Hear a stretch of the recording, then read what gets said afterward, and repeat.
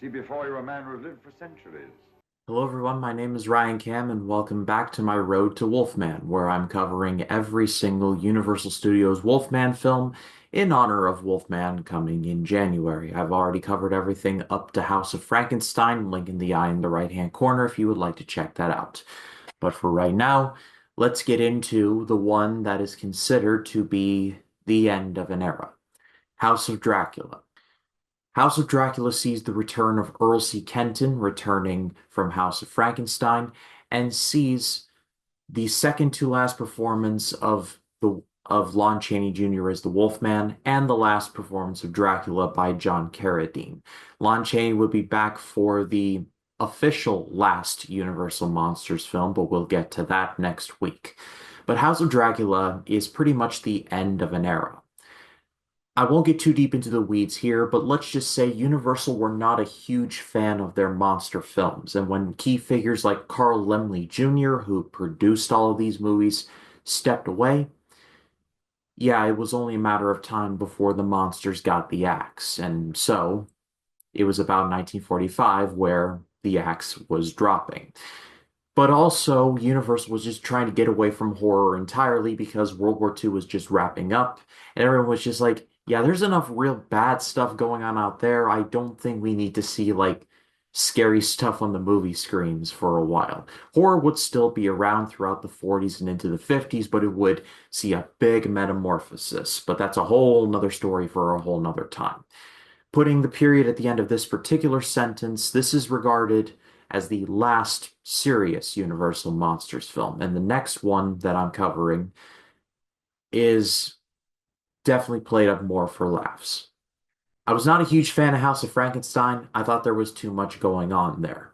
So it was an immediate improvement when I found out that this movie basically has a Wolfman storyline and a Dracula storyline, kind of similar to what we saw with Frankenstein meets the Wolfman.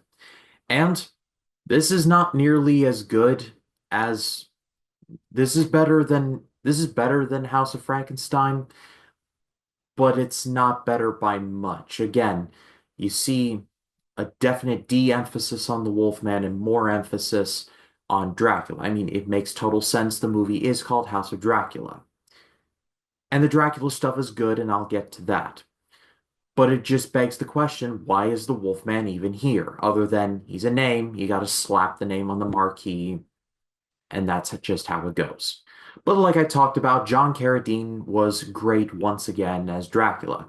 Kind of makes you think, like, Bela Lugosi, of course, was just excellent as Dracula, but you would just, I would have loved to have seen what they would have done with a John Carradine Dracula, maybe not necessarily a direct sequel, but maybe a remix, sort of to that effect, because John Carradine does a really good job and is the most interesting part of this movie. His character arc basically begins with he approaches this doctor named Dr. Vindeman who says, I'm sick of being a vampire. I want to die. Can you please help me?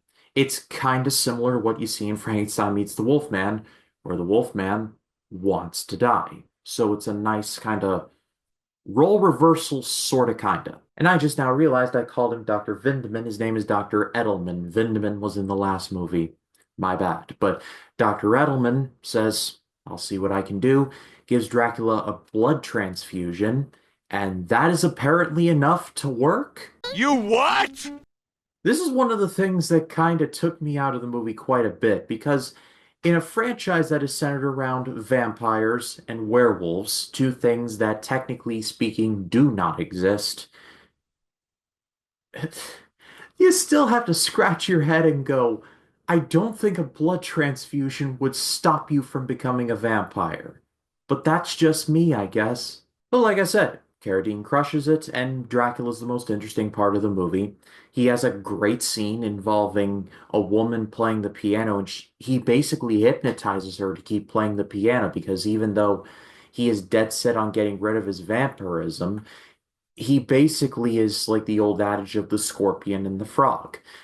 As much as he doesn't want to sting the frog, it's in his very nature to sting. And so, in turn, it's in his very nature to be a vampire. And so, getting rid of the vampirism is not an easy task, and the movie does a pretty good job of showing that. Lon Chaney Jr. is good, but he's again not given all of that much. He is cured, and then he finds the body of Frankenstein's monster. Like that's the extent of the things that he does here, and it's a shame because Lon Chaney Jr. seems to me like he's putting in the work, but again, it just feels like he just doesn't need to be there. If you're calling it House of Dracula, make it just purely a Dracula film.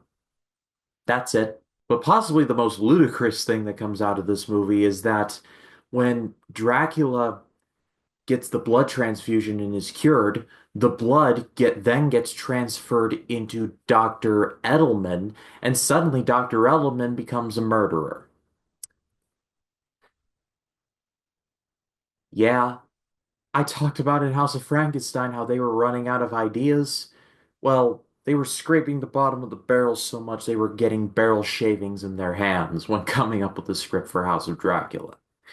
That being said, though, on the strength of John Carradine alone, I'm going to give this a good rating. And this is, again, this is not nearly as good as The Wolfman, and you could just see the degradation of the Wolfman character throughout these movies that I've talked about in terms of interest and just general, creative.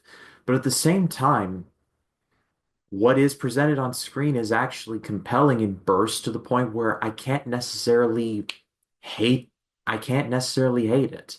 Like, I admire the Dracula stuff. I wish the Wolfman stuff was better, but what is presented, I thought was a good time. And it could have been way worse. So up to all of you, what did you think of House of Dracula? Let me know in the comments. I would love to read what you have to say. I have a couple more movies left, but next week I'm going to be taking a hard left, going from very serious to very funny. And this is the official end of the Universal Monsters series, or well, not the end, but at least the end for a majority of the monsters. It's Abbott and Costello meet Frankenstein. It is canon. I checked. My name is Ryan Cam, and I'll see you in the next one.